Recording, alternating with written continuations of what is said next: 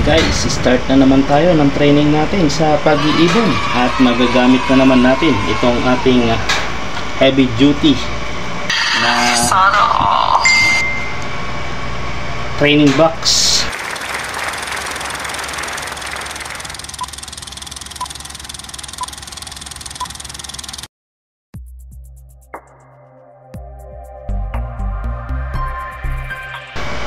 So itong training box na to guys ay naglalaman ng 30 hanggang 35 na ibon. Wow! At sigurado naman na matibay at durability ika nga.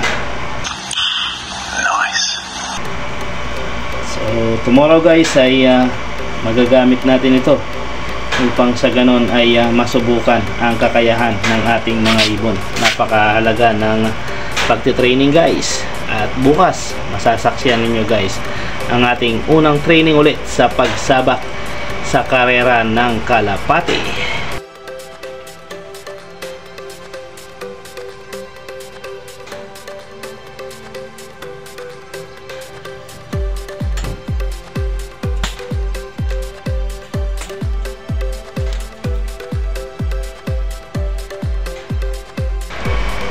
Yan, release door.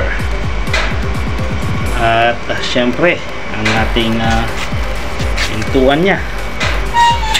So ito nga pala guys ay foldable na siguradong ika nga ay hindi masyadong spacious sa sasakyan kung dadalhin ninyo.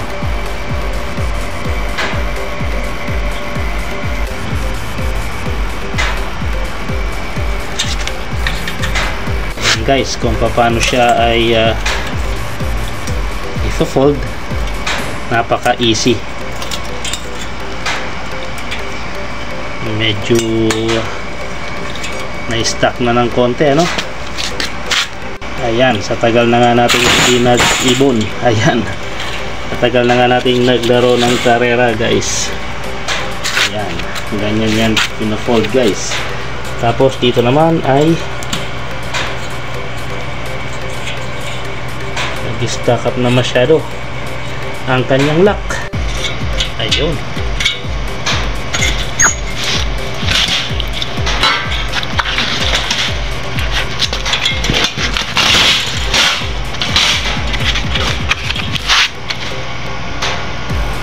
So yan guys, at ilalock siya dyan para hindi siya bumuka. At dito naman sa kabila, ayan guys, at pwede na siyang bitbitin ulit at naka-lock na siya. Ayan ang itsura niya guys kapag naka-fold na siya. Napaka-kalamon, liit lang tingnan, pero naglalaman yan guys ng 30 to 35 na birds ng kalapate. Kasyang kasya dyan guys dahil ang sukat niyan ay 16 by 28 inches. So medyo malaki talaga siya at malapad.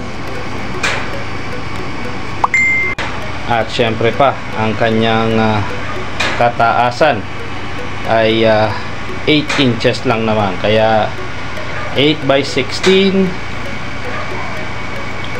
by 28. Yan ang sukat niyan guys, na naglalaman ng 30 hanggang 35 na ibon.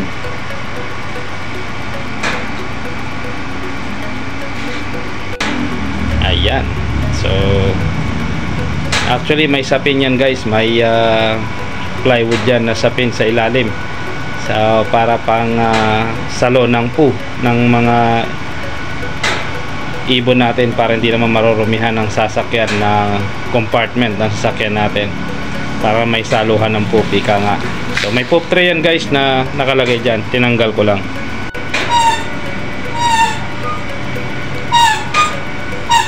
Medyo maingay na guys dahil sa tagal ng panahon na hindi siya nagamit.